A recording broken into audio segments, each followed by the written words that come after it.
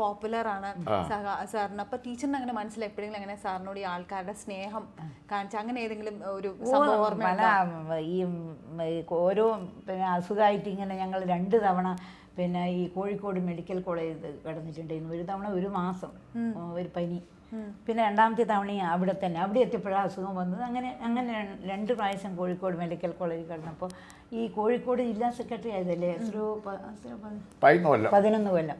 അപ്പോൾ ഈ കോഴിക്കോട് ജില്ലേൻ്റെ എല്ലാ മുക്കും മൂലയും ഒറ്റ ഒരു ഭാഗം അറിയാണ്ടില്ലല്ലോ. അപ്പോൾ അസുഖമായിട്ട് അവിടെ കിടക്കുമ്പോൾ എത്രയോ സ്ത്രീകളും പുരുഷന്മാരും ഇങ്ങനെ വരുമായിരുന്നു, സഖാക്കളും അവരെ സ്ത്രീകളും എല്ലാം ഒരുപടി ആൾക്കാർ വരും. അപ്പോൾ അന്ന് അവരെ ആ ഒരു സ്നേഹം കാണുമ്പോൾ എനിക്ക് ഭയങ്കരമായിട്ട് തോന്നിയിട്ടുണ്ട്. പിന്നെ ആ സമയത്താണ് നമ്മളെ ഈ 1ാമത്തെ മന്ത്രിസഭയിലല്ലേ, അല്ല 1ാമത്തെ ഏത് മന്ത്രിസഭയിലെ കാർഷിക പെൻഷൻ നടപ്പിൽ, അല്ല അതെന്നെ 1ാമത്തെ അല്ല 2ാമത്തെ.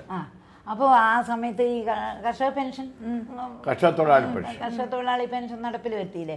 അപ്പോൾ അത് കർഷക തൊഴിലാളി സ്ത്രീകൾ, അപ്പോൾ അവർ വന്നിട്ട് അവർ അത് പറഞ്ഞിട്ടായിരുന്നു. അങ്ങനെ ടീച്ചറിന് ഭയങ്കര അവർ വന്നിട്ട് ആ ഒരു കാര്യം പറഞ്ഞിട്ട് ഞാൻ സഖാവിനെ ഒന്ന് കാണിച്ചേന്ന് വന്നിട്ടുള്ള ആ ഒരു ഇത്തവണ അതുമാതിരി സാറ് അസുഖമായിട്ട് ഡൽഹിയിൽ പോകുമ്പോൾ ആൾക്കാർ ഒരുപാട് പേര് അവിടെ ഹോസ്പിറ്റലിലും എയർപോർട്ടിലും ഒക്കെ വന്നിട്ടുണ്ടായിരുന്നു അല്ലേ, കാണാനും യാത്ര അയക്കാനും ഒക്കെ. അപ്പൊ സാറിന് ആസ്പത്രിയിലുള്ളവരെ തന്നെ, പുറത്തുള്ളവരല്ല, ആസ്പത്രിയിൽ രോഗികളെ ഇവിടെ ആയിരുന്നല്ലോ ഞാൻ 4 കൊല്ലം, 42, 3, 44, 45, 46 ജൂൺ വരെ ട്രാവൻകൂറിൽ. സാറ് തിരിഞ്ഞു നോക്കുമ്പോൾ സാറ് മുഖ്യമന്ത്രിയായിട്ട് ചെയ്തതിൽ ഏറ്റവും വളരെ സന്തോഷം തോന്നുന്ന അങ്ങനെ ഏതെങ്കിലും ഒരു പ്രത്യേക കാര്യമുണ്ടോ?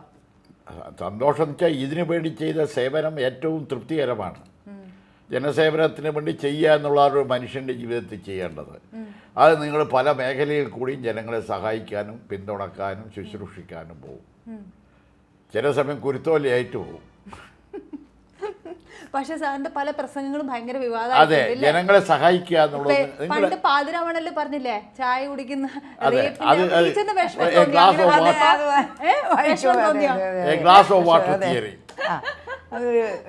അതുപോലെ തന്നെ ദൈവത്തിന് എന്തിനാ കാവക്കാരൻ, പാറാവെന്ന് ചോദിച്ചു. ഞാൻ ആലപ്പുഴ ഇത് പ്രസംഗിച്ചതാ. അങ്ങനെയൊക്കെ തോന്നുമ്പോ ടീച്ചറിന് എന്താ പ്രതികരണം? ടീച്ചറിന് എന്ത് തോന്നാറുണ്ട്? ടീച്ചർ ഇങ്ങനെ പറയില്ലേന്ന് പറയോ? ടീച്ചറെ നോക്കിയിട്ടൊന്നല്ല എൻ്റെ പ്രസംഗം. പാറാമന്ദിര എൻ്റെ ക്വസ്റ്റ്യന് റിപ്ലൈ പറയണം. ആർക്കും കഴിയുന്നില്ല. ദൈവത്തിന് എന്തിനാ പാറാവ് ചോദിക്കും. ദൈവം സർവശക്തനാണെങ്കിൽ പിന്നെ പാറാവിൻ്റെ ആവശ്യമുണ്ടോ?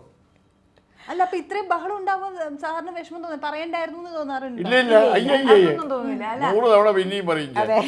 അത് തന്നെ പറയും. കാരണം നിങ്ങൾ ചെയ്യുന്നത് ദൈവം നിങ്ങളെ ബുദ്ധിമുട്ടിക്കുന്ന സമയത്ത് നിങ്ങൾക്ക് ആശ്വാസം കിട്ടുന്നതായിരിക്കുന്ന ഒരു ശക്തി ഉണ്ടെന്ന് വിചാരിച്ചിട്ടാണ്. അത് നിങ്ങൾക്ക് ആശ്വാസം തന്നാൽ ആ ശക്തി എന്തിനാ? തിരിഞ്ഞു നോക്കുമ്പോൾ അപ്പോൾ അല്ല ആവശ്യമില്ല. അപ്പോൾ സോഷ്യൽ കണ്ടീഷൻ്റെ ചേഞ്ചാണ് നിങ്ങൾക്ക് ആശ്വാസം. അടിമ സമ്പ്രദായ കാലത്ത് നിങ്ങൾക്ക് ഈ ആശ്വാസം ഉണ്ടോ?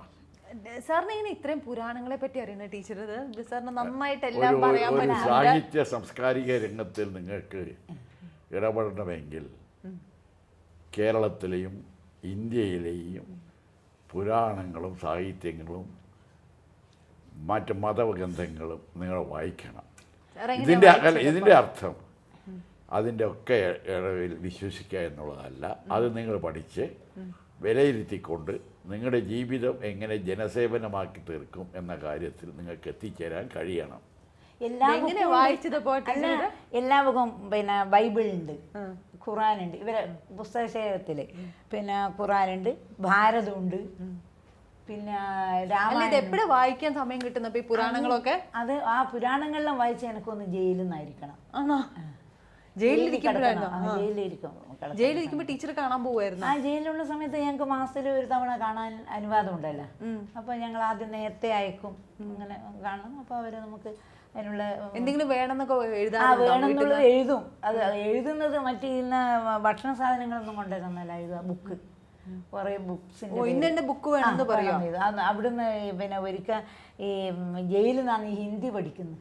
AV കുഞ്ഞുമ്പാണ് പഠിപ്പിച്ചത്. അപ്പൊ പറയും ഹിന്ദി വായിക്കാനൊക്കെ അറിയുമോ?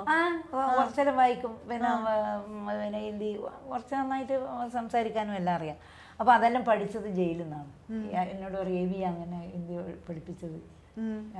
അപ്പോൾ മാഷി എ വി ആകുന്നു ഹിന്ദിൻ്റെ